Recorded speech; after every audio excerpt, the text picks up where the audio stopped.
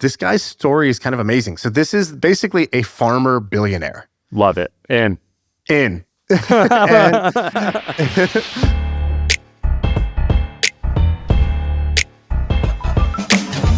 Okay, let me give you this one. This is kind of a crazy story. So, do the words John Bragg mean anything to you? No, All right. they don't. Didn't mean anything to me either. Shout out to Shane Parrish over at Farnham Street. He did a great podcast with this guy that caught my attention. This guy's story is kind of amazing. So this is basically a farmer billionaire. Love it. In. And,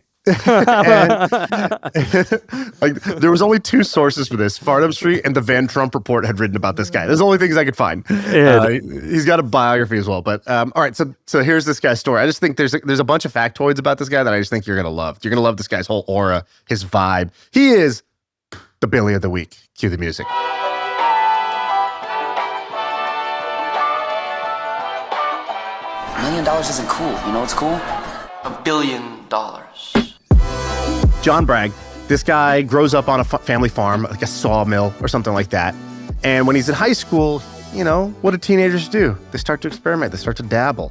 Maybe a little bit of, maybe girls, maybe weed. No, blueberries. He tries to harvest blueberries for the first time at 13, 14 years old. You know, he gets the itch. And then he goes to a local blueberry farmer. He decides, hey, can I pick blueberries for you? And he picks blueberries all year. His last year of high school, him and 4 or 5 other blueberry pickers end up making $4,000 each picking blueberries, which was a lot of money at the time because this guy's very old. And he realizes, oh, wait, I can pay for college if I just pick blueberries every year. And so he's making, college was like 10 or 12 grand. He's making $4,000. He realizes, oh, I can do this. My parents otherwise weren't really going to be able to send me, but I could do this. And so he makes more money the next year and the next year picking blueberries. Finally, when he graduates, he's got a couple options on the table. Plan A was going to be to become a teacher. And he was going to make, I think, like $3,800 or something like that, being a teacher, an extra $100 if he coaches like the basketball team or something. And plan B was, let me go work on the family business, maybe over time, buy out my dad on the sawmill. But he decides to go plan C. He's like, I think this blueberry thing, there's something to it. And he decides to start his own blueberry farm. So he buys a little piece of land and he starts trying to harvest blueberries. And it goes pretty well the first couple of years. He's doing all right. But a couple years in, there's a problem in the blueberry industry, which was that one year there was just huge supply glut. So there was way too many blueberries, not enough buyers, and prices crashed. And so he's like, shit, could have quit, but he's like, no. I'm just going to figure out what I should have done differently. He's like, I need basically like a backup plan, a sort of, an insurance. And he wasn't doing financial insurance, but he's like, I need another way to make money in case this ever happens again. Never again will I let this happen to me where I'm at the mercy of the prices. And so he decides, I think I need to build a packaging and freezing plant for blueberries. Now he's got no money, but he's like, I'm going to try to do this. So he goes to the other blueberry farmers. He says, hey guys, we all just got whipped. Let's put some money in together and I'm going to build this plant. And then you can use the plant too. You could freeze and package your stuff too if we ever have oversupply. And so they do that. He borrows money from the bank. He gets money from the other farmers. He starts to build this thing. No experience, by the way. No manufacturing, no factory experience, but he's like, I can do this. So he builds this plant. And in the first year that they build the plant, he's ready for 2 million, a capacity of 2 million, but they only produce 100,000 because there's this crazy frost that kills all the blueberry production that year. And he's like, oh my God, I owe so much money. and we came in at like 5% of the estimated freezing capacity. This is terrible. I have this empty factory now. I owe a lot of money. And basically it's like, dude, you gotta just let this go, declare bankruptcy, move on with your life. Instead, he calls another guy who he knows, McCain, and he's like, yo, what's something you need to make, but you don't want to make? Is there anything? Give me the last thing you want to do, but you should do it. And the guy's like, all right, I got you. Onion rings. He's like, onion rings? Okay. He's like, can you send me a file about it? So he gets a little book on how to make onion rings. And he's like, all right, say less. I'm never going to ask you another question. I will figure this out from here. And so he's got an empty factory, but he turns it into just for that one season or whatever, he makes onion rings for this guy. It just tides him over enough to continue. And so he carries on and he ends up building something called Oxford Frozen Foods, which today controls about 40 to 50% of the global supply of blueberries. It's like 70 million pounds of blueberries they're making every year. Do they still have onion rings, blueberries and onion rings and mozzarella sticks on their website? Yeah. You never forget. You never forget who got you there. And so he builds this absolute juggernaut over time, and they become bigger and bigger and bigger. His brother invents this like blueberry picker that can do the work of 35 like humans doing this. And he's like, oh, amazing. And then what he does is he actually like gives it out, basically like freely shares it with other blueberry farms too. He's like, what's good for one is good for all. Here we go. And so he wants the entire blueberry industry to grow because he's like, the more the blueberry industry grows, the better we all do. I don't want to be the biggest fish in the smallest pond. I want the pond to get bigger. And we're competing with all the other fruits out there. So if we can up our production and we can have more blueberries, we can build more innovative products, this is going to be good for everybody. And so he's got this very interesting business philosophy. He ends up then going in to a new business. So it's many years later. Actually, I think he kind of did this around the same time. I shouldn't say many years later. I don't know the exact date on this, but it wasn't like once he was already like huge. It was like somewhere around the same time. TV was picking up, and cable TV was picking up. And this guy's from Nova Scotia, population 9,000. And so they held an auction. They were like, hey, all right, who wants to buy the cable TV rights for Nova Scotia? Nobody shows up. He's the only guy there. And so he picks up the cable TV rights for that area. And he's like, all right, I don't even know what to do with this. Like, I guess I'll put like some old recorded programming on here. There's like no programming basically. But he's like, whatever, let's do this. And so he's in that business and he's losing money the first couple years. And his dad's like, bro, you got to figure this out. Like this, you can't just keep bleeding money over here. And so he cuts his costs. He tries to figure this out. And he finally gets it to like kind of a break-even point or whatever. He ends up over the next, couple of decades building the largest private telecom company in the country. And he owns cable TV networks, everywhere. He does a bunch of acquisitions. He takes on a bunch of debt and he ends up buying up others. And he goes down, the stack. So whereas most TV companies want to do the sexy, fun stuff, they get into original programming and content, and they're like, content is king. He's like, you know what's king? Fiber. Like, I'm going to go own the underlying infrastructure for cable TV. And he ends up building this juggernaut. And so this guy ends up now, he's like, whatever, much older now in his 80s or something like that. And he's worth $1 billion. He built the largest farm, fruit farm, basically in the world. And he's built the largest private telecom company in the country. Isn't this kind of amazing? This is amazing. I'm as you're telling me this, I've noticed there's a trend amongst this era of people. Was he doing it right when cable was getting started? Yeah. Man, there's a trend. So Ted Turner, who eventually went on to start CNN, he owned a billboard company, which he parlayed into a radio station, and then eventually a cable news network, CNN, cable news network. Do you know another guy named Jim Pattison? Have you heard of Jim Pattison? No, who's that? Dude, Google Jim Pattison. Another Canadian guy. Look at what he looks like. He's like a small... yeah. I've seen this guy before. He's like one of the richest guys in Canada, right? Yeah, he's like one of these guys who is like, he's like an Energizer bunny. Like he's like a wind-up toy. Like he just can't stop like moving. But I think his story was he at a young age opened up a car dealership, and within 3 years he bought like a plastic manufacturer or something very like out of left field. And then another thing. Now he owns a telecommunications business, but he also owns like Ripley's Believe It or Not. And I think that like the Pattison Group, which he owns the whole thing, I think has 100,000 employees or something insane like that. And then another one is, his name's John Cat. His last name is crazy.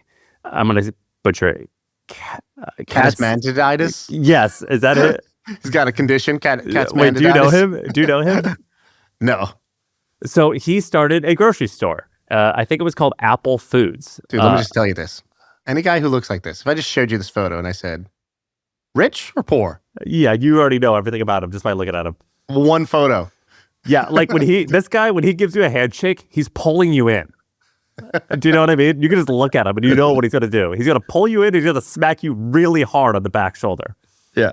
And no chance this guy has one wife. By the way, let me just look this up. I'll bet you anything right now. There we let's go. just Wikipedia. if you Google his kids, Two wives. they're Told you. beautiful. First Yeah. wife, divorce. Yeah. New wife, Margot. This guy started Apple grocery store. It's like a 20 What? it's a 20 store chain in New York City. Like it's tiny. But Okay. then he bought a radio station. And then that's like how he got extra rich. And then I think he also bought a cable news network as well. And so my point being is there's this And then a refining company, and then dude, he owns energy like company. like an airline. I think he owns like a small private airline. He owns everything. There's this type of entrepreneur where they're kind of cowboys, where they start in one thing and they get into media eventually. And a lot of it happened in the 80s, the late 70s and the early 80s when cable was getting popular. And it was sort of like the first version of a SaaS business. You know, it was recurring revenue, huge TAM, kind of weird and unknown. People weren't sure what to do. Right. And I believe that a lot of the cable news networks, they were regulated by the FCC, and you had a certain satellite. Like you could only own X amount of satellites. Like there was some type of like limiting blocker where only a certain amount of cable companies could even exist. And so if you were able to like get in on that, it was almost a near monopoly. Ted Turner came along, and he was one of the first guys that like petitioned Congress and was like, "This is nonsense. We need more competition." And that's when CNN came about. But this whole era, I like how sometimes when we explain these things, it's kind of like when I explain stuff to my kids. Like they're like, "How does the picture come on the TV? Like, where is this coming from?" And I'm like, "Oh, satellites." And they're like, "But how does it get from a satellite to our TV?" I'm like, "It shoots it. It like shoots the video. It's shooting Gabby Dollhouse at that tower. I think that's what the cables are for, or maybe that's electricity. I'm not sure exactly what's going on. it doesn't matter though. Just go back. But you're like, there was only so many satellites. You had to buy these letters, but they only had so many letters. Don't worry about the letters, okay? The I point is do there's a limited know supply. that it is true. Like There's some spectrum available. there's like we know a lot about spectrums. I do know there was a famous like hearing where Ted Turner like made this passionate speech to like politicians to convince them that they have to change the rules to allow small upstarts to get a satellite. But anyway, that's cool. I like this Blueberry guy. All right, so a lot of people, they'll talk about how you need $1 million and 3 years of experience to start a business. Nonsense. If you listen to at least one episode on this podcast, you know that is completely not true. My last company, The Hustle, we grew it to something like $17 or $18 million in revenue. I started it with like $300. My current company, Hampton, does over $10 million in revenue. Started it with actually no money, maybe $29 or something like that, nothing. And so you don't actually need investors to start a company. You don't need a fancy business plan, but what you do need is systems that actually work. And so my old company, The Hustle, they put together 5 proven business models that you could start right now today with under $1,000. These are models that if you do it correctly, it can make money this week. You can get it right now. You can scan the QR code or click the link in the description. Now back to the show. Let me give you some of his little business isms, his philosophies. Okay, so, and this is again some of this from Shane Parrish's stuff. And dude, I can just tell this guy Canadians are in Midwestern people where I'm from. They're the same people, aren't they? Yeah, it's like it's a species in its own. So here's a great line by him: "I have no reverse gear." I just thought that's an amazing line, which is like. He's like, yeah, when things got hard and the blueberry crop died and then the factory is empty, like, I just didn't consider going backwards. I did not consider, like, it was just not a gear I have to either stop or reverse course. Like, I just decided I have to find a way through. And the onion rings were the way through. Another thing that I thought was interesting, which was kind of counter to conventional advice. So, most people who are in the business, the game of business, Buffett and all the real estate guys, the famous phrase they all say is, you make your money on the buy. You don't make your money when you sell. If you buy it right, then you're going to make money. Dude, I read that line like after I bought 3 real estate projects that I totally lost money on. I was like, shit. I'm being serious. Like it's not like the fine print, by the way. This is like the first thing you learn. Like I was like reading a Warren Buffett book, and I like read that quote, and I remember thinking like, that was literally the exact opposite of what I thought it was. You were just doing the John Bragg. So here's John Bragg's philosophy: intentionally overpay. What? Okay. I'm in. So he goes, early on, I intentionally overpaid for acquisitions, and word spread fast. If you want to sell to John Bragg. You'll get a fair price, a quick close, no games. Which I love that. Like if I'm going to put that on my on our like little mini private equity shop website. I feel And like he said that advice typically isn't right though. Well, typically not. So here's the caveats. Here's the caveats of, they say like, the amateurs learn the rules, or the amateurs don't know the rules, professionals know the rules, and then masters know when to break the rules or whatever that thing is. This is kind of when to break it. So he goes, I will overpay as long as it's something that's only available once. Because when opportunities are scarce, you need to pay what it takes. I know many people who tried to nickel and dime and then spent the rest of their life regretting not getting that key asset. So I think in the realm of buying the TV rights when they're only going to be up once, and whoever gets it's going to own it. That's like a time to overpay. Or if it's a key asset that locks down, a certain competitive advantage, don't quibble on price. In fact, come in over so that you make sure you secure that asset and you develop a reputation. He said something like, you can't buy a reputation. I was like, I think that actually what you're saying is you can buy a reputation. It's like, oh, but here's the reputation. I will overpay, right? Like, it's like SoftBank in the venture game right now. It's like, oh, you want a bunch of money and at a huge, crazy valuation, you go to SoftBank first, right? And there's actually like some merit to that strategy when you have these like, this if you can get the things that have huge upside. So was he like an M&A guy? Like, or yeah, was it was a lot of building the empire through M&A. And what was he buying? Other cable companies or other farms? Both. Here's another banger of a line. So he has 40 to 50% of the global supply. And about half of that is like stuff that he owns and operates his farms, and half is farms he's buying or owns like a big stake in.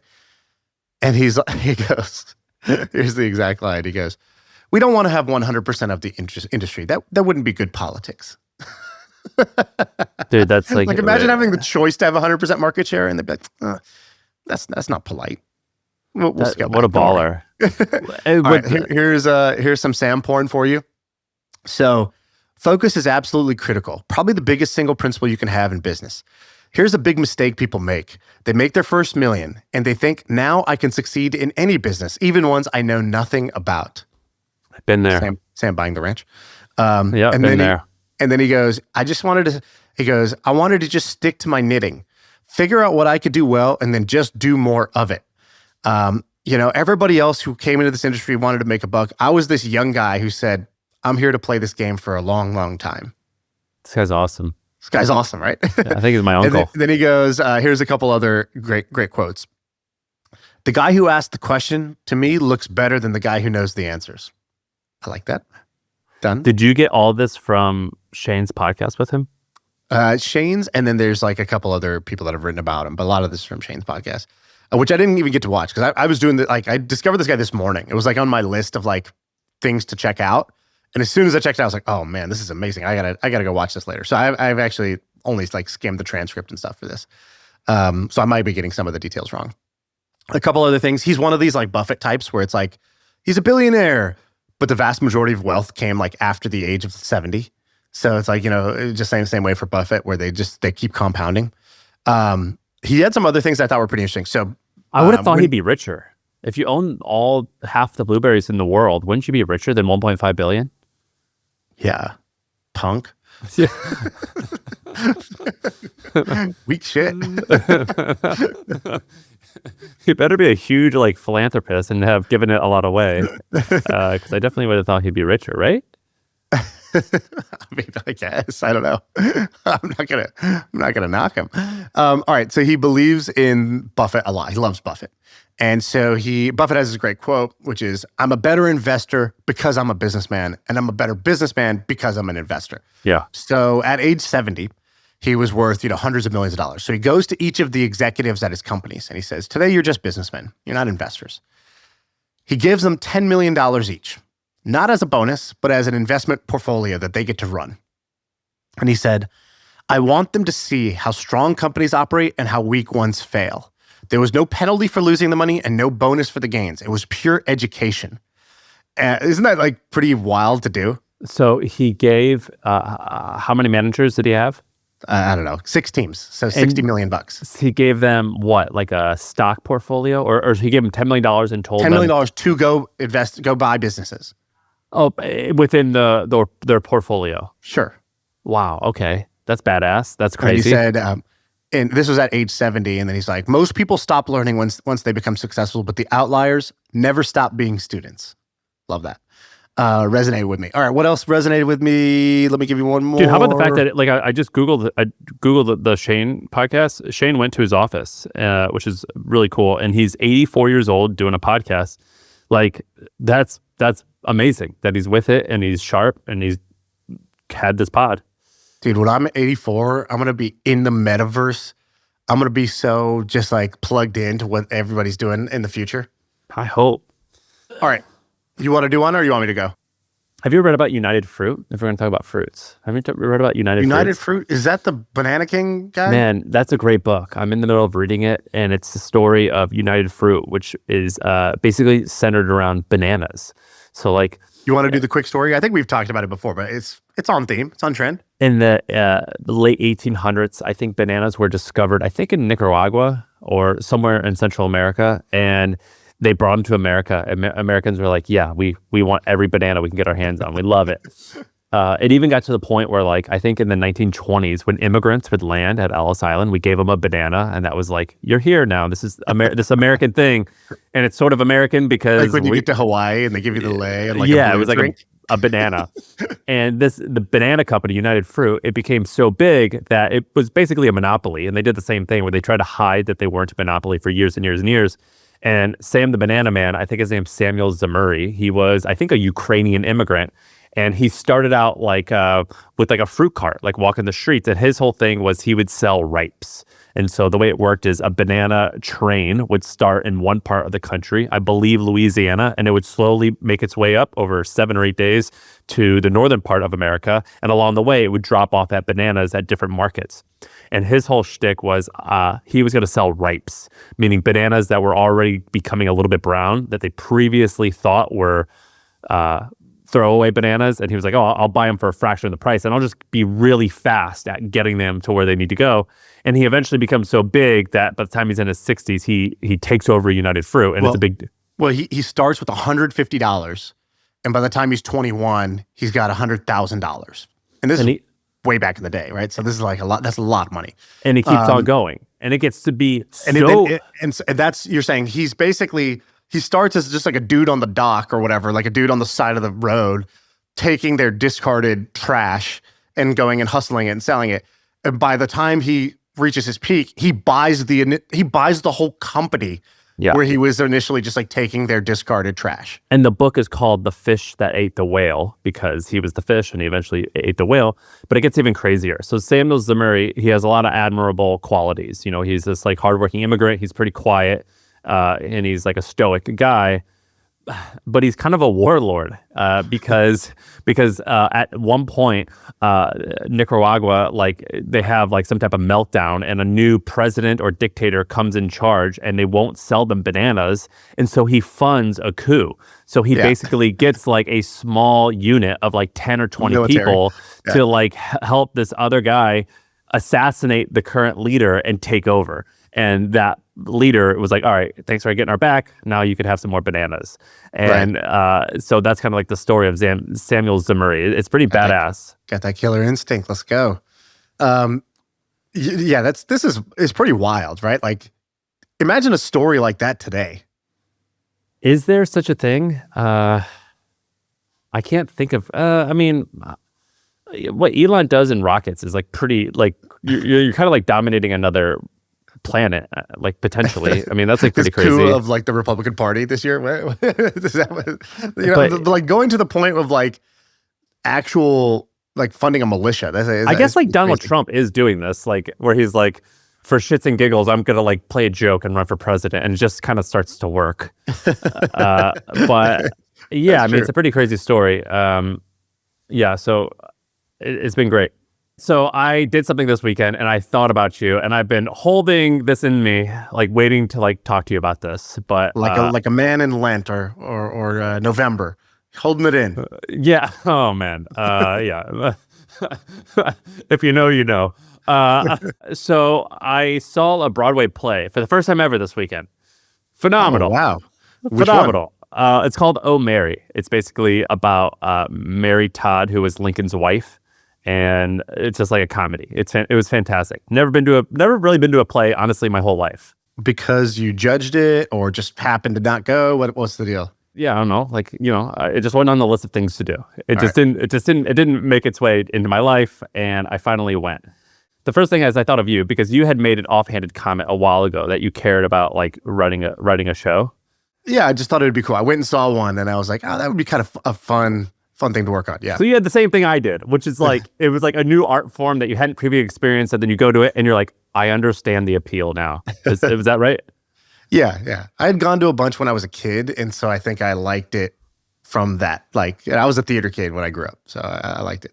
Now, how's it related to this podcast? Well, for one, if you Google Oh, Mary revenue, you can see there's a website called BroadwayWorld.com where they estimate the revenue of each show. I guess they look at like if they're selling out and the average ticket price online.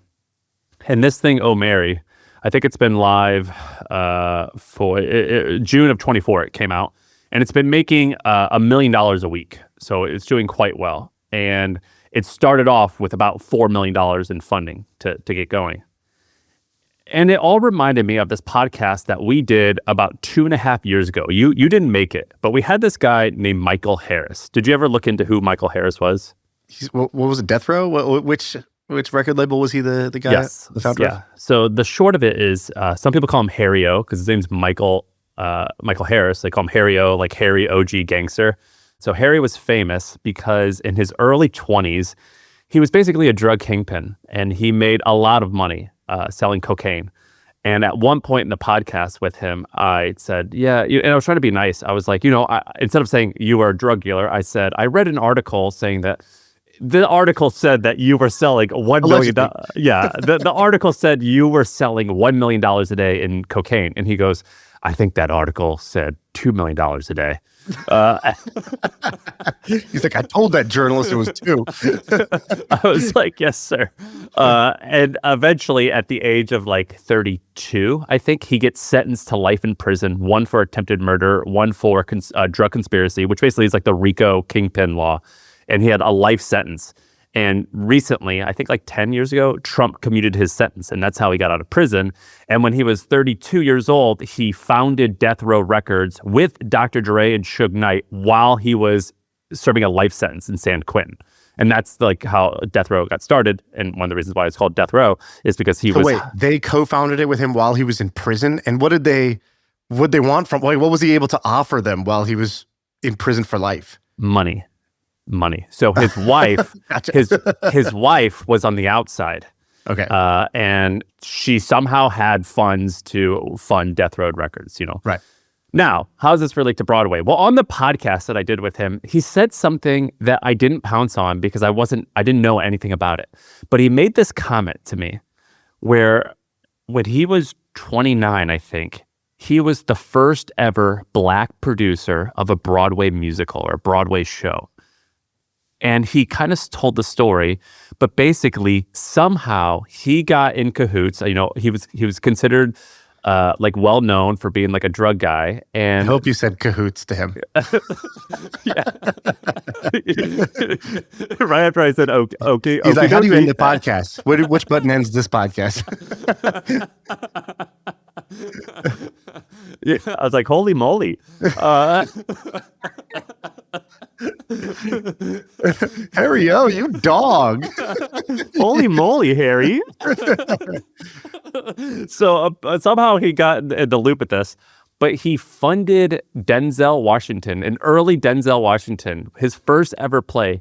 Damn. Michael Harris, Harry-O, he was the investor that funded this show with $1 million. I think this was in 93 or 92 when Denzel, he was just getting going. And he starts telling this story. And while I was at this play, I was like, holy crap. This guy got his way into being the first ever producer of Broadway. Like while I was there, I'm like, oh my God. Like he was so much cooler than I even realized. Dude, if I invested in Denzel before he became Denzel, That's like, you know how Jason Calacanis is like always saying he's the fourth investor at Uber? I would never shut up about it. Google Michael Harris, Denzel Washington. You'll see a photo of them together. And Michael Harris looks like a well-to-do guy. He's wearing a suit. Turns out he was only, I think, 29 or 28 in these photos. And he was a drug kingpin. Kind of amazing, right? Yeah, that's incredible. When he was 26 or something? Was he 26? I think he was pretty young. Yeah, very young. Crazy. And like allegedly had made something like $100 million selling drugs. Pretty crazy. And when I was like sitting there in this play, I was like, obviously, what do you and I do when we do everything? We go to the play and you type in like, oh, Mary revenue on Google. And I started seeing the numbers and I'm like, it's like the play's going on in front of you. You're turned around counting how many seats are in the upper bleachers. And they're like, are you watching the show? What are you doing here? And this is how I remembered Michael Harris saying that, where it all like clicked together, where I was like, oh my God. Do you know how much revenue these shows generate? I'm looking at it's astounding. It's astounding. So the number one, I'm just going to give you the top five highest grossing Broadway musicals of all time. You have number one, Lion King, grossed over $2 billion in just the ticket sales. Wicked, $1.7 billion. Phantom of the Opera, 1.3. Hamilton, which is newer, already crossed $1 billion. Insane, right? And of course, our guys from South Park. Are they number one? They're number 5. Book of Mormon, number 5, $850 million on their side hustle. That could be us, dude. That could be us. Dude. We just need to be talented and hardworking. That's all we're missing.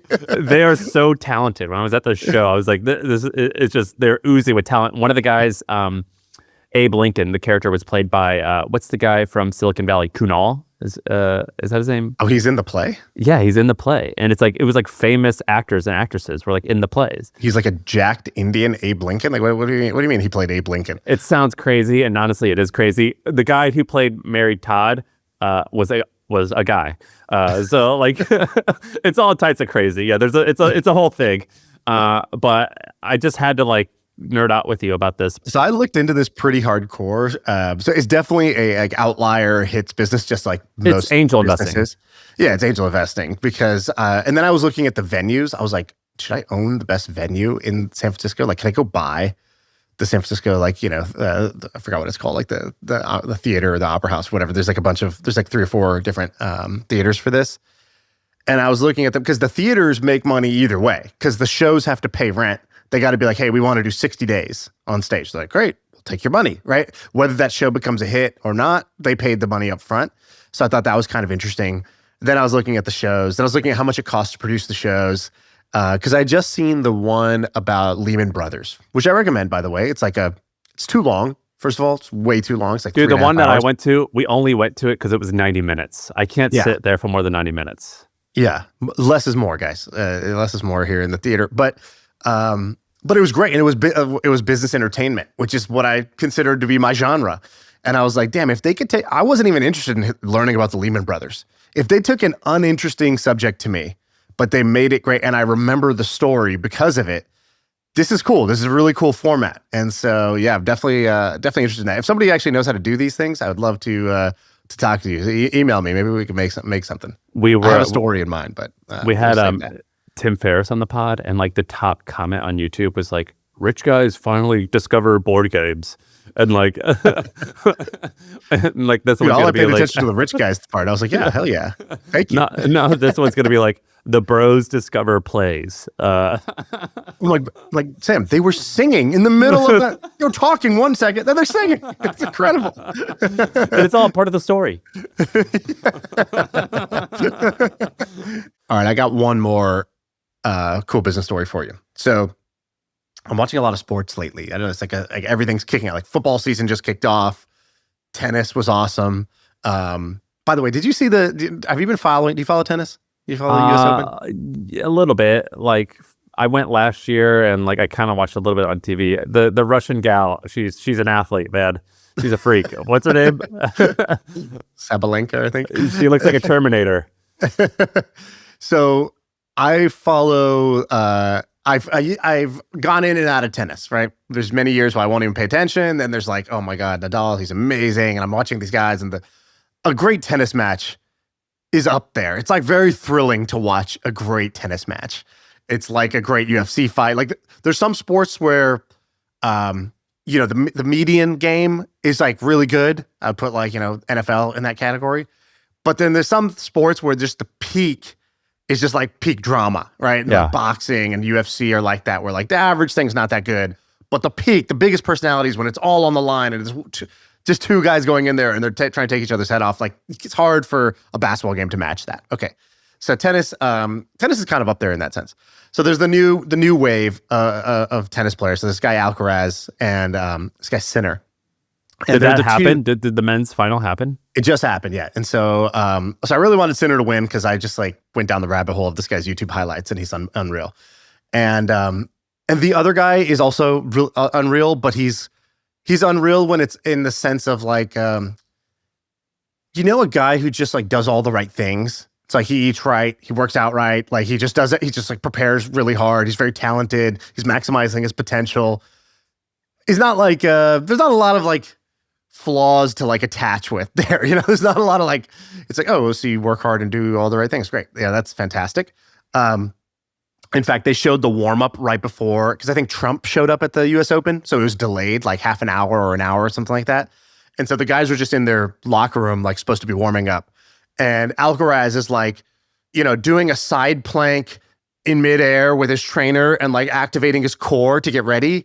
And the other guy was playing dodgeball with his trainer and like running around the gym, like just throwing balls at each other. Like cigs. Yeah. So I was like, oh, I kind of like this other guy. Anyways, they go out there, Sinner loses, and he just keeps losing to Alcaraz. He's ranked number 1 because he beats everybody else. But Alcaraz has beat him, I don't know, 4 out of the 5 last times that they've faced each other. And he's like, and so he had this great quote that I thought, like, forget tennis. This is just like a great like mindset quote. So they were talking about like, hey, it must be tough. You're at the top and then you're ranked number 1, but this guy seems to, you've had some tough matches. This guy's got your number a little bit. And here's what he said. He goes, I was very predictable on the court today. He changed up his game and the style of how he plays. And now it's on me if I want to make changes or not. I'm definitely going to work on this. For example, I didn't use a lot of drop shots. I didn't do one serve and volley. You arrive at a point where you're going to play this guy. I got to go out of my comfort zone. So here's what I'm going to do. I need to start playing more unpredictably. I might even lose some matches, but I'm going to have to do it. I'm going to have to make some changes. I'm going to have to try to become more unpredictable as a player. That's what I have to do to become better at tennis. And at the end of the day, that's my main goal. And I really just love this mindset from the number 1 ranked guy who's beating everybody else. And he's like, you know what? I'm here, but the top of the mountain is still a little higher, but this path I'm on doesn't get me to the summit. I got to go back down for a bit and I got to find a new trail. And that is so hard to do in life. It is so hard to go back. This is one of these things where he's to like, the bottom and reinvent yourself. He's like, I'm gonna learn how to play tennis, but I'm really learning how to play the game of life. It's like one of those type of moments. Totally. Like, and to be like, I'm gonna probably lose some more matches because I'm gonna have to learn this. I'm gonna have to experiment with this new style, and that's gonna suck, but I'm gonna do it. And like, whatever you're doing in life, that analogy probably holds for you right now. Whether it's you as a parent, it's you on the book that you're writing, it's you at your job, it's you in your business, like whatever it is.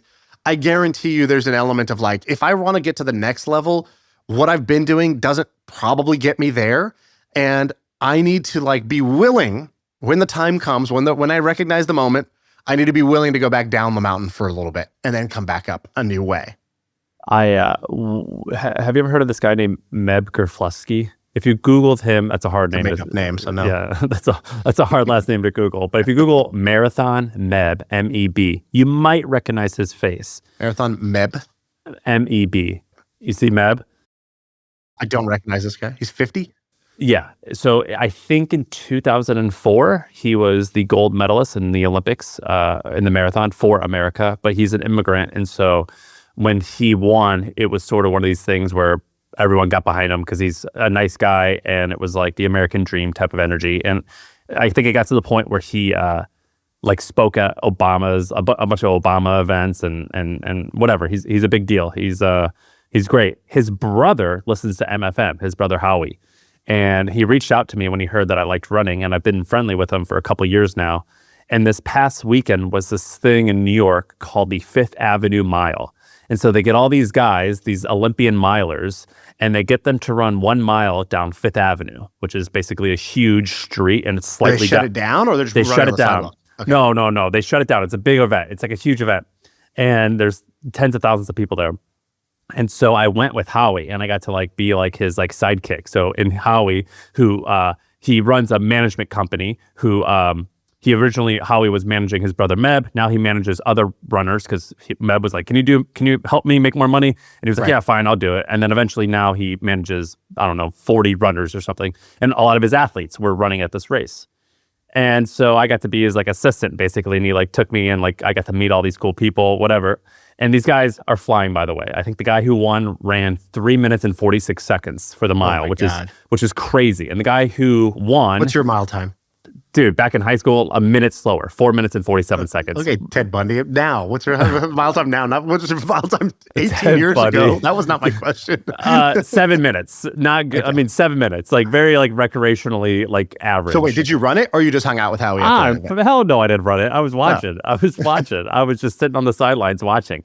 And we got to watch these guys run, and they look like gazelles. They look like animals. It's like crazy. And I was asking them, I was like, what separates? So like, because when I was watching the race, the winner and the guy who got third, they're really close. Like it doesn't seem very far when you see them, but like it's like a second is only, it's not that much, but it is a lot when you're running.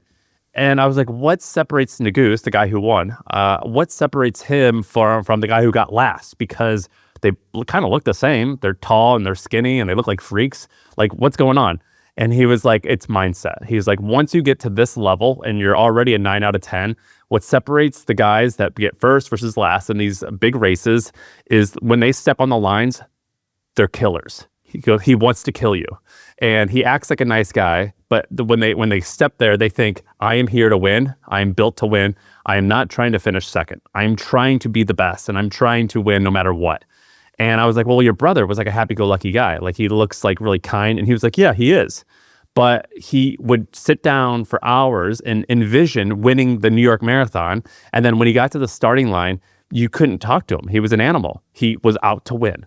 And I thought that was really fascinating. And I'm always finding it fascinating, particularly in sports, particularly in these individual sports, tennis, swimming, track and field, cycling. I think we had Lance on, and like we talked to him a little about this.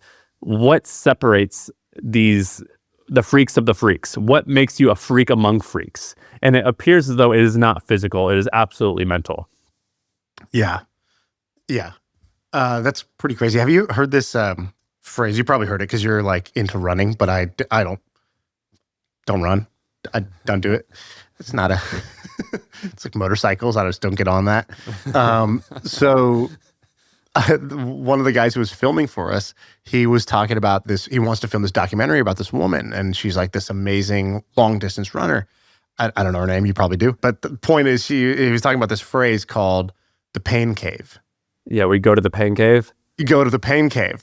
Yeah. And I was like, look, not into running, but I'll just take that phrase out. That was a cool phrase. He's like, so the pain cave describes like when you're in these like ultra long races, 100-mile race or whatever, and it's like miles 60 or 70, you hit this just like extreme level of like physical, mental, spiritual exhaustion and pain. And you go to the pain cave. And I'm like, but what do you mean? What does that mean? You go to the pain cave. He's like, you go to the pain cave mentally, okay? And you basically, I mean, you probably describe it better than I can, but my understanding was you accept that there's going to be this stretch where you're going to be this extreme pain. You go to the pain cave. You know you're there. You become comfortable. You become not comfortable, but enough. You become acclimated to the pain cave, and you're able to stay there where others want to quit, and you even want to quit. Others would quit. And then you push through, and you end up getting, to the second, you get your second win, you get out of there, and you get to the end. Did I butcher the pain cave, or did I describe it right? No. And a lot of Have athletes. You visited? Well, I've been on vacation a couple times. No, I was training for an ultra before, and it was miserable, and I hated it. And I remember going out for a 3-hour run, and it just is. It's horrible. It's not a fun experience. And like you get to a certain point, and it's crazy to do a sport or an activity where even if you are winning, you go through hell. So we had Brennan Schaub on the pod, who is a former UFC fighter, and he said that one time he was fighting on a card, and the guy who was fighting above him, Crow Cop, who was the main guy, afterwards Brennan saw Crow Cop like on a stretcher, and Crow Cop had just won the championship, but Crow Cop still had gotten hurt, and he was sitting on a stretcher holding ice on his head or something like that, and he looked horrible, like he just got beat up really badly, even though he won. And Crow Cop was like, give him a thumbs up, and Brennan was like, these animals think that this is winning, and that's why I'm not going to be the best. It's because even when you win, you are beat down and broken, and they still are giving you a thumbs up of like, yes, we did it. And that's what separates the winners from the losers, is the guys who like are willing to go through the pain cave, because in a lot of sports, I think it's so fascinating. And honestly, I think this way about business or anything really in life, that when you win and you get everything you wanted, you still have to go through hell. And that's kind of fascinating and interesting to me, is like the mindset of these winners who can just eat so much shit. And honestly, business is the same way. It's not as physical, but it's still emotional, where even if you think that you're on top of the world or things are going well, I don't know if you've experienced this, where everyone on the outside thinks like, oh, you're the man, you must be killing it. I'm like, dude, it's really, really hard, and it feels like it's going to fall apart all the time. Yeah, I find that these phrases like pain cave or whatever, there's a lot of power in just having like a label to put on a thing, so that when you're feeling it, you don't feel like this is a bad thing, that you don't panic, and you don't feel like it's forever. You realize it's like a temporary phenomenon. And so I know that one of the things that people have brought up to me is that this analogy that's been very useful. And it's like, if you're going to be an entrepreneur, intellectually, there's going to be these ups and downs. If I told you that, nobody would be surprised at that idea. Yet when it's happening, you're like, oh, you got that feeling in your stomach when you're going up and down a roller coaster, and it does not feel good, and you want it to stop, and you don't like it, and you think this is bad. And then you're like, but the thing we talked about on the podcast is like, you got in line for the roller coaster. Like, what did you think was going to happen? You stood in line, you waited, you chose this first. You knew this is the nature of roller coasters, and that there are no ups without downs, and no downs without ups. Like has to be, it's a necessary condition of doing this activity. So don't complain, and don't be surprised, and don't feel like woe is me, and don't victimize yourself, and don't think this is forever, because it's not. And so like that's been a very helpful metaphor for people, is just remembering like, you got in line for the roller coaster, baby. Like there was going to be ups and downs. Don't be surprised when they come. And a tactical thing that's helped me is I have this Slack channel I've told people about. It's called Highs and Lows. And anytime there's an extreme high or an extreme low, I go immediately, I put it in that channel. And I put my exec team in there as well. And the beautiful thing about it is when you go in there, you see something from like 4 to 6 months ago that was like an extreme low in the moment or an extreme high in the moment. And now it has like no effect. You're like, obviously if it was a low, it's like, obviously we survived, it was fine. And even if it was a high, it was like, doesn't have that same pull. And so it keeps you from, in this moment, going too high and too low, because you could just scroll back and see all the other moments that in the heat of the moment you thought were such an extreme, and now are like whatever, just random things in the past. How often are you adding stuff to that? All right, so last one was 4 months ago, and it was, oh cool, Trump just tariffed all of our goods 150%. So like imagine a thing used to cost us $10. Now we pay the $10, but then we pay an extra $15. That same item costs us $25. That's the full sales price of some items. You know what I mean? Like, oh, cool, we make no money now. Oh, got it. Cool. Business makes no money, thing out of our control. Like, got it. And then there was another one, and then there's a high 2 months before that when, this celebrity with 6 million followers is posting about our brand. And it's like, oh, that's awesome. But like now that I look at it, I'm like, who cares? I don't care. Nothing. My life didn't change for either one of those two things. My life didn't change. We got through the low, and I already forgot about the high. Another one. Rihanna's manager emailed us asking for product. Like, Rihanna wants our shit. That's cool. That's exciting. Wait, hold on. Was Rihanna asking for free stuff? Yeah. They always ask for free stuff. Yeah. Really? Yeah. Rich people don't pay for things. That's insane to me.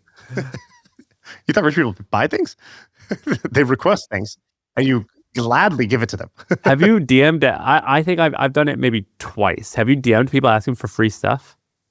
Asking for free stuff? No, I've never DM'd anyone. I think I've been like, yo, this is a great if anybody wants to send me one, I'm happy to take it. Like I think that's the lowest I've stooped.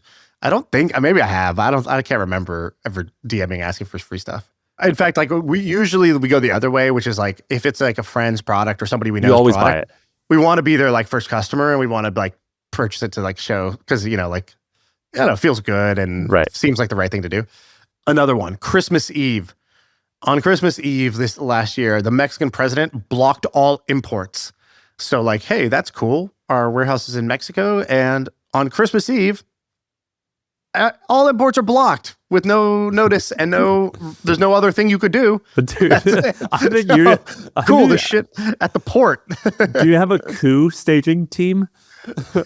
This is just in one business. This is just in the e-com business. This is not even like, I have 5 other businesses. So imagine, like, if this is probably, there's a high or low every 2 months, 3 months maybe, but now you multiply by 6 businesses.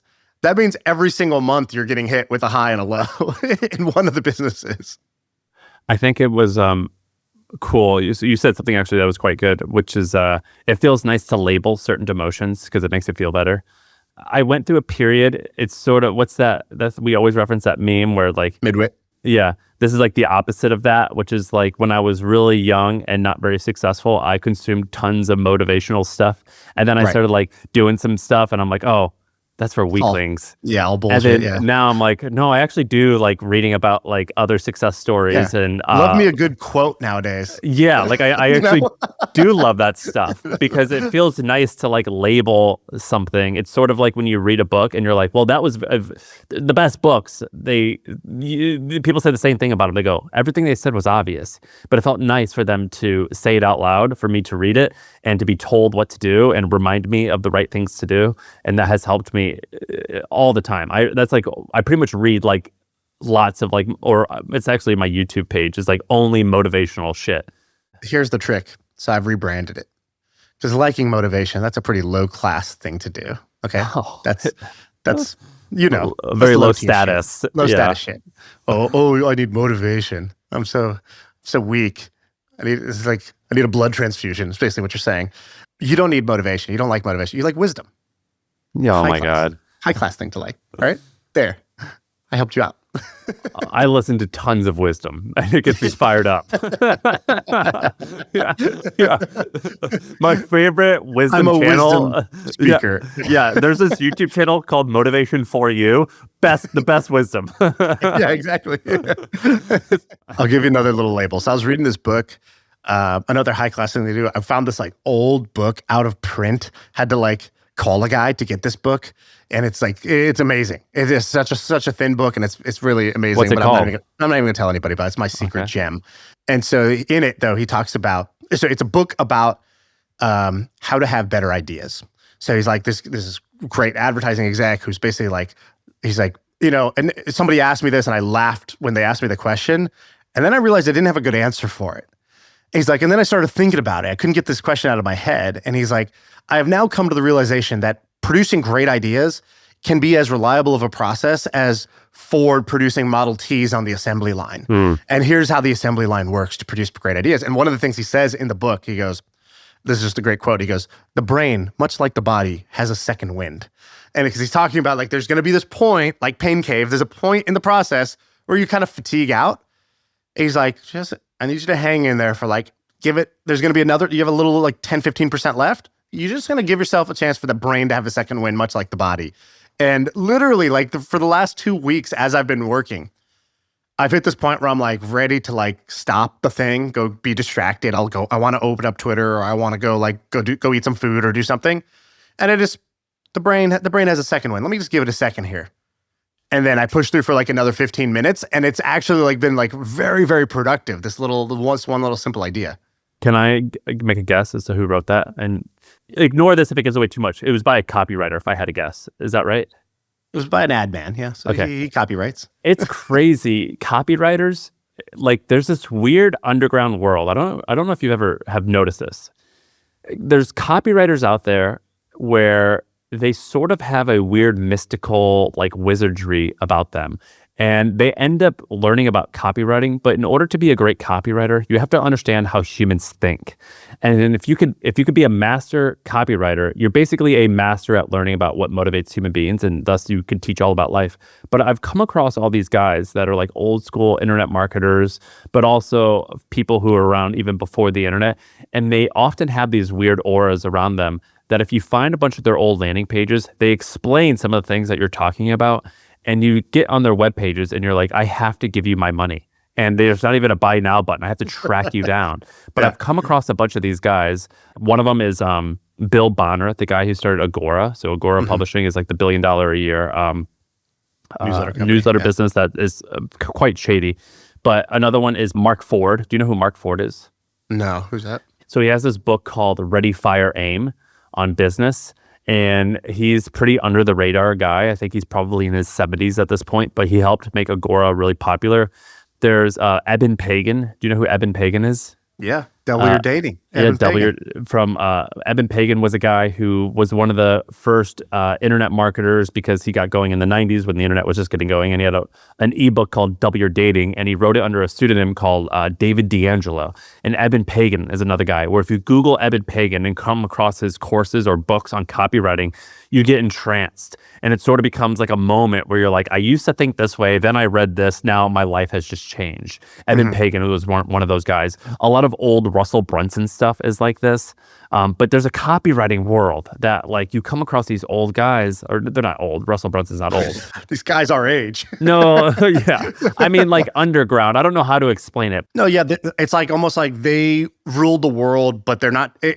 Today, they're less relevant and on the forefront and up in the center of attention as they were 15 years ago, 30 years ago, 40 years ago. There's a bunch of people like that. Yeah, and what happens, and what a lot of people don't realize it, is you can just copy exactly what they do, and it still works, and you don't have to invent anything. So I'll give you an example. There's this guy named Dan Kennedy. We talked about Alex Hormozi, and a lot of people say this to Alex as if it's an insult. I don't think it's an insult at all, but they'll say, you just ripped off Dan Kennedy. And so I started reading a bunch of, it's not an insult at all. It's totally okay to steal from the greats. But if you read a lot of Dan Kennedy's stuff, first of all, if you Google Dan Kennedy, you're going to see what he looks like, and you're probably, you'd probably dismiss him. You're like, oh, what does this person know about business? Because he literally looks like a cowboy. But you read their books, and their advice is beautiful so long as you come with an open mind.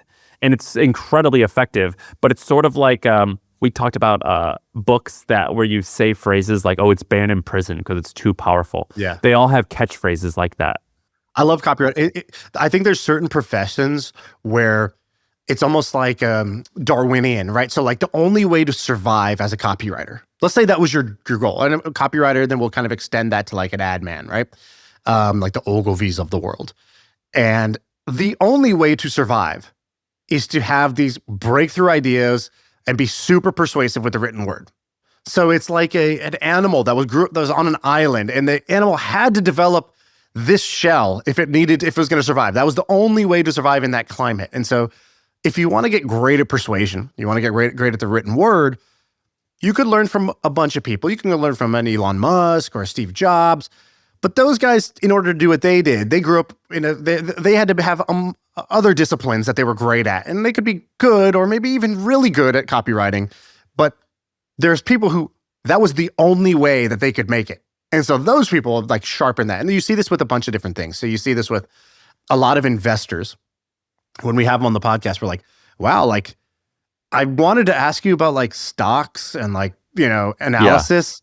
But 95% of the things you think about and talk about is like mastering your own psychology and disciplining yourself and like learning like impulse control and learning how to like be a little, to think for yourself and be comfortable in your own skin. And it's like, yeah, that's the thing it was required in order to be great in the investment world. Combination of like independent thinking and then like self-control and playing the long game and patience, right? And then you talk to people who are, maybe comedians. And comedians are like, wow, you're actually like kind of a truth teller. Yeah. And it's like, well, yeah, like that's kind of what comedy is. It's like basically like seeing things for what it is that nobody's saying out loud. And then we say it out loud and then everybody laughs because everybody knew it. And so you realize like, oh, these comedians are actually like pretty wise and pretty like spot on at spotting like the truth, the underlying truth inside. He's like, yeah, because if they don't do that, they don't make anyone laugh. And they get booed off the stage and it's horrible. And so the ones who survive are the ones who figure out how to do that one thing at a world-class level.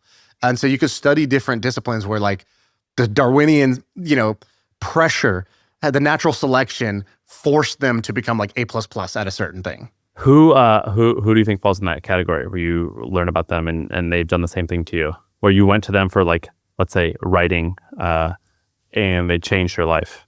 Seinfeld. Seinfeld is the easiest example. So I wanted this year, I was like, oh, like, could you like make yourself funnier? I just sort of assumed that like, growing up, it's like you either are funny or you're not. And in my house, like my sister's really funny. And so it was always like, she's the funny one and she's the great storyteller. And I was like the nice kid. And so I always had this probably like from a young age desire to be more like her. And like today is so funny. People would be like, from the podcast, they'd be like, oh yeah, you're a great storyteller. I'm like, you haven't seen my sister. My sister's amazing at this. I'm just okay. But over time, as I've grown up, I've realized like a lot of these things that seem like you either have it or you don't, creativity, humor, storytelling, like, no, these are just skills you can develop. Like if you just try, you can get way better at it. And so humor was one this year I went into and I was like, all right, let me just take 2 weeks and be like, let me just learn what there is to learn. Let me just see if I can make myself funnier. So I went and studied Seinfeld. So I went for the jokes and then I came out being like, this man is wise and has some of the best sort of like, he has this incredible creative process. Like the way he works has changed the way I work, like completely, like night and day difference. In what way? So Seinfeld does this thing in the morning. You know about this, but like maybe other people don't. Seinfeld, for the last 45 years, has a morning routine. Seinfeld's morning routine is very simple. He's like, if you want to be a comedian and you want to tell great jokes, you've got to write jokes every day. So he wakes up in the morning, he sits down with a yellow legal pad, a pen, and a coffee, and he has 2 hours where before he's pre-input, pre-everything. No meetings, nobody can call him. He doesn't read the newspaper. He doesn't check social media. Doesn't do anything else. He's like, I'm going to do 2 hours of this, and then I can do whatever I want for the rest of the day. And he sits down, he does his 2 hour morning block, his 2 hour morning routine. He's done that every day for 45 years, to the point where there's a photo where he took the pages from his yellow legal pads over the 40 years and he laid it out on the street, I think in New York. No way. And you haven't seen this? No, I'm going to Google it. It literally becomes the yellow brick road. This is awesome. Are you kidding me? This is so cool. So he, to promote his book, he published a book basically of like all of his like scrap jokes that he didn't put into his stand-up. It's called Is This Anything? I think is the name of the book. But to promote it, he did this yellow brick road of all his yellow pages. And, like, for example, how did I work before this, right? I'd wake up, I'd check Slack, I'd check my email, I'd then start to think about what I'm going to do, but then I got kind of hungry, then I go do this. Then, I had this meeting scheduled at 9, so I'm going to get to my main thing at 11. And just Seinfeld's like keeping it sacred of like, yo, what's your main thing? You spend if you're going to be creative, you're going to spend 2 hours in the morning creating. That's it. Tim Urban from Wait But Why told me the same thing. He goes, all I have to do in life is wake up and spend the first 2 hours writing. And if I do that, life is amazing. And if I don't do that, my life sucks. He's like, and by the way, it's only 2 hours. It's not 8 hours. It's not 10 hours. I don't have to keep grinding all day. 2 hours is more than enough if I actually do it. So Seinfeld does that. And he talks about writer's block, where they're like, but Jerry, like, what do you do on days where you don't know what to write? He's like, what do you do with writer's block? He goes, it's funny you ask, because there is no writer's block. And they're like, what do you mean, Jerry? Like, of course, like we have all felt it. There's writer's block. He goes, no. There's lazy. There's afraid. There's having too high of expectations, but there's no writer's block. Let's be clear. And he's like, here's the cure to writer's block. You ready? Accept your own mediocrity. Don't sit down and think, today I'm going to make this great thing. It's going to be so amazing. The words are going to flow. I'm going to make this funny joke. He goes, that's what stops you. What you need to do is almost an anti-affirmation. You need to sit down and say, today I'm going to sit down. It's going to be hard to write. The thing I'm going to come up with is going to pretty much suck. I'm going to look at it and I'm going to hate it. I'm going to want to crumble it up and throw it in the trash. It's going to be that bad. But you know what? I'm going to put it down on paper anyways, because every once in a while, there'll be a little nugget of something good. And then after I find a little nugget of something good, I might be able to polish it with a ton of work later and make it great. And he's like, this sort of like anti-affirmation, right? So like I have taken that and completely stolen that as my daily process from this guy I went to learn about like how to make people laugh. And I'm like, that's no, awesome. I learned how to work, how to live. Like he talks about, he does transcendental meditation. They're like, oh, that's really great. You love meditation? He goes, no, I just want to write great jokes. He's like, but you have to whip the mind. You have to whip the body. He's like, so why do I work out? To be a better comedian. Why do I meditate? To recharge my battery so I can be a better comedian. He's like, all this stuff I do is to be a better comedian. He's like, you'll learn pretty quick. If you don't work out, you're leaving, some of you on the table from being able to do your best work. If you don't do something like a meditation or something to recharge your mental battery, you're going to do worse work. Like, it's just as simple as that, right? He's got a ton of stuff on that. That's so great. Jerry, I listened to a lot of his YouTube videos, his interviews, because it's the same thing where I learn more about life than anything. There's a famous one where he talks about like consultants, like in comedians and making jokes. The best. What's he say about that? So the joke is he's getting interviewed by, I think, like Harvard Business Review, and they go, you and Larry David famously wrote Seinfeld together with no writer's room, just the two of you guys. You wrote every single season, every episode. And burnout was one of the reasons you stopped the show in the end. Like, was there, and he goes, the Harvard Business Review goes, was there a more sustainable way to do it? Could McKinsey have helped you find a better model? And he goes, who's McKinsey? Did they really ask that? Yeah, he goes, who's McKinsey? And they go, it's a consulting firm. He goes, are they funny? They go, no. He goes, then I don't need them. If you're efficient, you're doing it the wrong way. The right way is the hard way. The show is successful because I micromanaged it. Every word, every line, every take, every edit, every casting, that is my way of life. Did you have this up right now? Dude, I have like a dossier of Seinfeld. Like, I studied this man. Like, I went deep on this. That's awesome. Have you ever seen him live? Yeah, I've seen Seinfeld live. Honestly, wasn't that funny. But I was going to say the same thing. Love the guy. Don't love his comedy, actually. His stand-up is, his writing is the best. But his stand-up, for some reason, is just fine. Yeah, it's like just okay. I've been obsessing. But actually, it's in part why I really love this guy, right? Because he's been touring for 50 years as a comedian. 50 years. This is unbelievable. Like, LeBron James is jealous of Jerry Seinfeld's longevity. There's like 50 years of unbelievable longevity as a touring comedian. And he's also, I think it was remarkable. He's the first and only billionaire comedian, mostly because of Seinfeld, the show, but also like, comedians in cars doing coffee. He sold for like $100 million. Like, Did he really? Been touring for a long time. Yeah, Netflix picked it up for $100 million. He's an outlier. But the great thing about Seinfeld is if you see him, he's not like naturally just oozing charisma and like talent. Like, there's some guys, they could do amazing impressions. You're like, I could never do that, right? Or there's other guys that are just like, they have just this knack, this gift for gab. And you can just see it, like the way they grew up. Like, this guy's just so funny. And Seinfeld is like he looks like an HR manager, right? Like, he doesn't look like he's the most naturally talented guy. And that's kind of why I love it. Like, the guy's the most successful comedian because he's just this craftsman. He squeezed everything out of his natural talent. And I think, how often does that really happen? Like, how often do people really maximize their potential? Very rare. I remember when I was starting The Hustle, Scott Belsky, like, I cold emailed him and asked him to invest, and he didn't want to invest. But then I just like added him to The Hustle, and I started writing like extra good emails. And he eventually replied, he's like, this is so good. Can I invest like a very small sum? But I just want to let you know, like, this is like, you're fantastic. This is great. And he let me hang out with him. So for anyone listening, Scott Belsky, at this point, he's known as like a legendary investor. But before he was this amazing investor, he had started Behance, which he had sold for, I think, $175 million. Now he was nearly the CEO of Adobe, which is one of the largest companies in the world. I think now he works at A24, is that right? Like the big shot Hollywood production company. He's the chief strategy officer and something else. And I didn't listen to his advice when I met with him, and I always regretted that I didn't listen to his advice, and I didn't understand it until now. He basically was saying the exact opposite of scale, scale, scale. I was like, I need to automate this. I need to hire more people. I need to get away from writing this email every day and making it great. I need to add more revenue. I need to get more advertisers. And he was basically like, you need to go in a room and just not have anyone around, and you just need to write this email every single day for about 4 or 5 years and be, I'd never heard anyone use the word steward. He was like, you need to be a steward of greatness and a steward of taste for your audience. And I didn't understand what that entirely meant. But what I thought in my head, I was like, but you're wanting me to act like I'm a small business owner? You're wanting me to act like a craftsman? I was like, I'm not trying to be some garage band. I'm trying to be Lady Gaga. Like, I'm trying to sell out stadiums. What are you talking about being a craftsman? Do you know what I mean? Like, I don't understand what you're saying. Why am I going to say small? I want to sell out. I don't want to, like, that's the whole goal.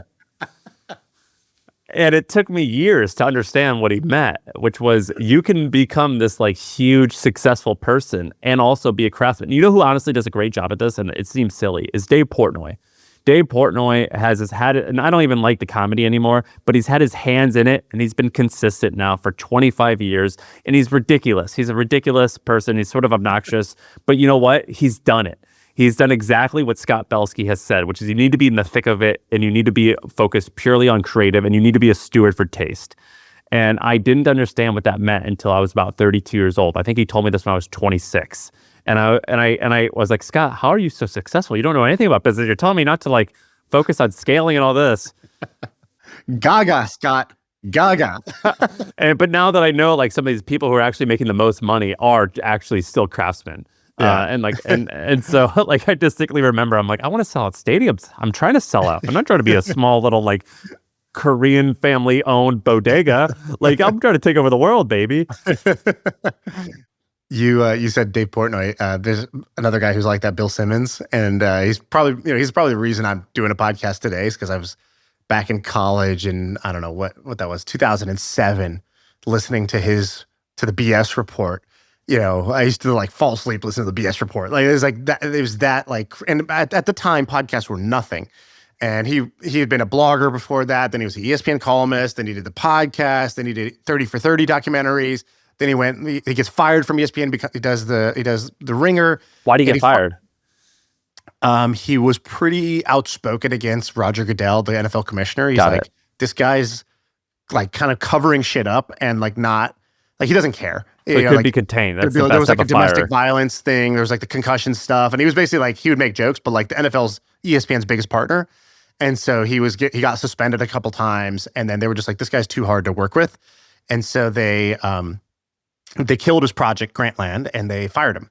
And so he comes back after licking his wounds a little bit, and he comes back with the Ringer, which is just the Grantland again. And he'd been doing this now for like a long time, but he ends up selling to Spotify for $200 million. And there's a great tweet that was going on the other day. So the tweet was basically a video of Simmons, and he's walking through the office. He's carrying like a chair, like a school chair, and he's carrying a chair and a microphone, and he's like, and they're like, Bill, what are you doing? And he's like, a trade had just happened in the NFL. The Micah Parsons trade just happened. And it's like kind of like a, in the grand scheme of things, not like a big story, but like, it was like the biggest story that week. And his company has like 15 other podcasts. And so there's like this NFL podcast going on. And he's like, I got to go talk about this. So he's just carrying a chair through the hallway, and there's a guy behind him like filming him, like, Bill, what are you doing? And he just barges in, and he like puts down his chair with his microphone, and he wants to like talk about it with the guys. And somebody tweeted, they're like, honestly, respect. This guy's been doing this for like 20 years. He's worth like $200 million. And yet on a like Thursday, he can't wait. He's literally carrying his chair and his microphone and wants to sit with his friends and do a podcast about this trade. Like, that's kind of goals. You know what I mean? Like, that's actually like career goals. And that really, like, I don't know, that kind of like stuck with me. Like that is really what you want, is like a job that's so fun and so you that it doesn't matter what's the money in the bank. Like, you really just want to do it. You just want to do the thing to the point where you're just going to carry your chair down the hallway and try to find a podcast to go do about it. I thought that was great. Where's he now? So is Grantland still a thing? Grantland died with ESPN. He creates the Ringer. Ringer sold to Spotify. And so it's part of Spotify. And he's been, making bank ever since. Why haven't we been able to get him on here? You've talked about him like 4 or 5 times as like your number one. He's like that girl at the dance I don't want to approach. Yeah. I'm like, hold on, I just got to like, I'm gonna fix my shirt real quick. I gotta take off my shirt. I gotta go get some punch. I'm thirsty. I'll do everything else except for ask him. Yeah, I mean, he looks pretty awesome. I don't know really anything about him. I would love to talk to this dude. He seems great, and you've talked about him like he's 6 prolific. or 7. Yeah. Is he? Yeah, I mean, to go from a dude who couldn't even get hired by like a local paper, basically. So he starts blogging early on the internet. Parlays that blog into like getting his own section and being the highest paid sports writer at ESPN. But the thing is, it's not just that he was the highest, it's not just that he was successful. He did it his way. Like, he created an entire style of writing on like a publication like ESPN. He basically wrote like a blogger on ESPN. Nobody did that. He wasn't impartial. He was like, no, I love the Red Sox. I love the Patriots. I'm from Boston. What are you talking about? I'm going to write like a fan. Like, I'm going to write like a fan. And sometimes I'll be pissed at what my team is doing. Sometimes I'll be excited about it. I'm going to make a bunch of references to like MTV Road Rules, The Challenge. Like, I'm gonna do what I'm interested in, even though that makes none of it is like by the book. And then he does podcasting early on. Then he does the documentary series, builds the most successful sports documentary series. 30 for 30? 30 for 30. It was his brainchild. He conceived it. He created it inside of ESPN. Like, nobody believed in it basically. And he kind of fought for it, got it done. It became super successful. He's epic, dude, what he's done. And still on the podcast, you would never know. So he'll never reference the fact that like, he's basically richer than like a lot of the athletes he covers at this point. And he's super well connected to him, but he's tried to like he doesn't let that sort of creep into his content. Also, he didn't really rub it in ESPN's face, which he very much could have, because they like literally kicked him to the curb and didn't believe in him and told him like, Grantland, the idea is a failure. Like that's a money loser, doesn't work. And he replicated the same business and sold it for $200 million. So, like he could have done a victory lap and never did. That's awesome. I'm a Bill Simmons fan now. There you go. Should I interview him without you? Yeah, I think you should. I would love that, actually. So Shaan's not here today, but he too says much you're his inspiration and you would do anything for you. But there's been a couple of these guests where you fangirl. That would be one where I'd be too much of a fangirl, and it really would be counterproductive to the podcast. That would be great to get you rattled. You're not normally someone who gets rattled. All right, that was a good episode. I enjoyed that, but that's the pod.